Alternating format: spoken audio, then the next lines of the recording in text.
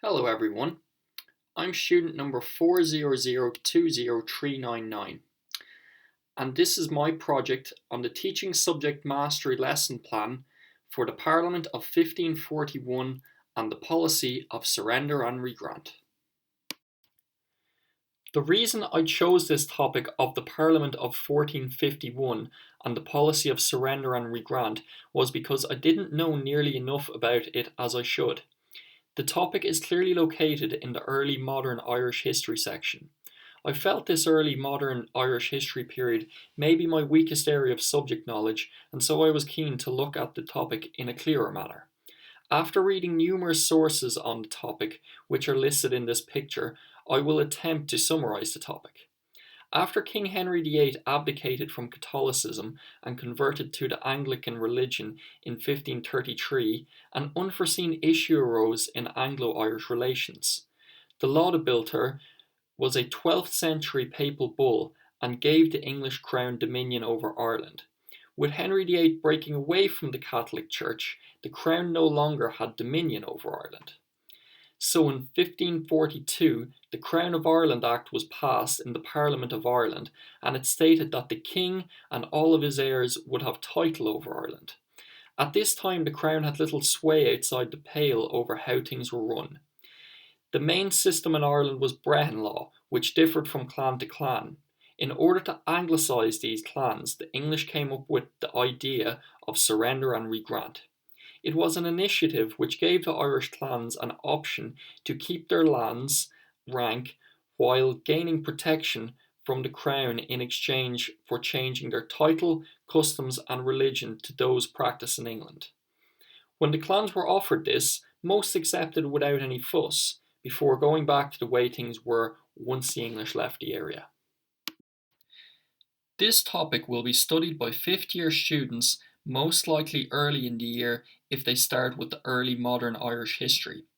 I want my students to learn about 3 different topics during this lesson. Although this is a lot, thankfully some of the themes overlap, which allows us to complete it. These topics are why the English wanted the policy, what the policy involved, and why it started well before failing quickly. Students are unlikely to have much prior knowledge about this period.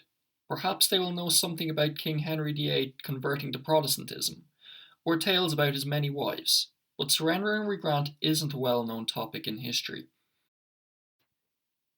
There are many difficulties when attempting to teach this topic, the main one being that this topic is over 500 years old. Explaining what life is like to a group of teenagers is very difficult. You could make comparisons that this diplomatic imperialism which King Henry VIII is attempting at this period is similar to when rich countries today give loans to poor countries with the conditions that they change some of their gender discrimination laws and allow McDonald's to set up their franchises in the country. But after consideration, I decided not to go down this avenue, as that is probably an entire other topic in itself and would only confuse the discussion. Students can understand these topics for what they are once there is enough discussion in the classroom. There is possible crossover in this subject with the subject of Irish, as this was one of the first policies which actively attempted to get rid of the language in Ireland. This could be a question asked at the start of class. Another possible challenge that I foresee when teaching this topic is that it becomes an Ireland versus England lesson. This is something which my lecturers in UCD used to warn me about when it comes to impartial analysis of history. However, if I refer to a later point about allowing the students to think for themselves, if you have a range of different sources and the class feels a certain way about a topic, then this is not necessarily a bad thing. What is important though is that the students do read a range of different ideas and sources on the topic and then come up with their own opinion about how they feel about it. I will begin this lesson with a quick Kahoot quiz of 3 main questions. Which monarch was head of the crown during surrender and regrant? True or false? Ireland was ruled by common law before surrender and regrant. In 1540, what was the main language spoken in Ireland? English or Irish? After this, I will give them a short paragraph on a projector at the top of the class with an excerpt from the Crown of Ireland Act 1542. I will ask the students to read the text quietly and then ask questions about what the text means. After that conversation, I will go on to explain the backstory as to why this legislation was being enacted. I will do it in a PowerPoint presentation and explain the story about Henry VIII's conversion to the Anglican religion and why this broke the Crown's rule of Ireland. I will then use one of Dylan Williams' trademark hinge questions to make sure everyone is up to date in the class. The question will be, in 1540, was the Crown legally in charge of Ireland? I will ask hands up who thinks yes and hands up who thinks no. If a lot of students answer yes, then I will have to go back over the topic again. If the answer is no, we can move on. To explain surrender and regrant as a concept, I will first show them a short YouTube video on the topic and then give them an excerpt from a book by Brendan Kane entitled The Politics and Culture of Honour in Britain and Ireland, 1541 to 1641. The two sources, although very different, offer a good contrast in perspectives, as the video asserts that the policy was one to assert English dominance, while the book states that this was an attempt to peacefully merge two states with similar culture, similar to what we might see with the EU today. After looking at these sources, the class will be split into groups of 3 or 4, where the students will discuss if the policy was an act of aggression or peaceful convergence. At the end of class, I will repeat the Kahoot quiz to try and confirm that they have learned some key facts about this topic. I use the Kahoot quiz at the start for 2 reasons. Firstly, if any students get the questions right, you can ask them more questions to determine if they have prior knowledge of the topic. But these questions will also engage the students in some key terms, personalities, and topics which we would be dealing with during the class.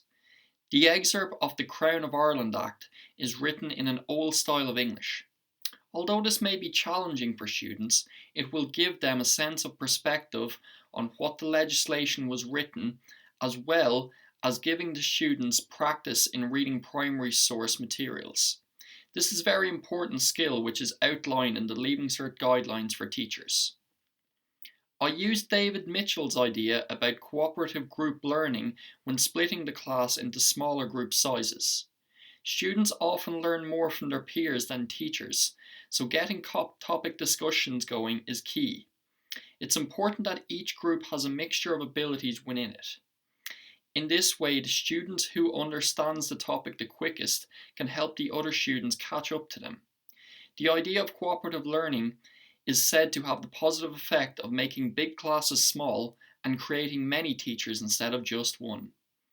As I mentioned earlier, Dylan Williams was another source which was used for the lesson plan. His idea about hinge questions being important before you know to go forward is very important. Another technique Williams recommends is to ask the students a question, and then when one student answers, ask another student what he thought of the answer. This encourages patterns of discussion, and as already stated, students can learn more from the conversations with their peers rather than just me lecturing to them as a teacher. One source I took inspiration for this lesson is from a sports coach called Timothy Galway. His book, The Inner Game of Tennis, states that showing players how to play while giving them minimal instruction is the most effective way to teach a player. He also states that if you give the players too much information, this can be damaging to them and make them freeze up instead of playing in a natural style. In other words, it hinders their progress. Similarly, it's important as a teacher that you do not tell students what to think, but instead you offer them a range of sources for the lesson and let them learn through discussion of the ideas. With quizzes, primary source reading, secondary source reading, YouTube videos, and classroom discussions, the students will be learning from an array of different methods. I hope you've enjoyed the presentation, and I hope this would be an excellent lesson plan.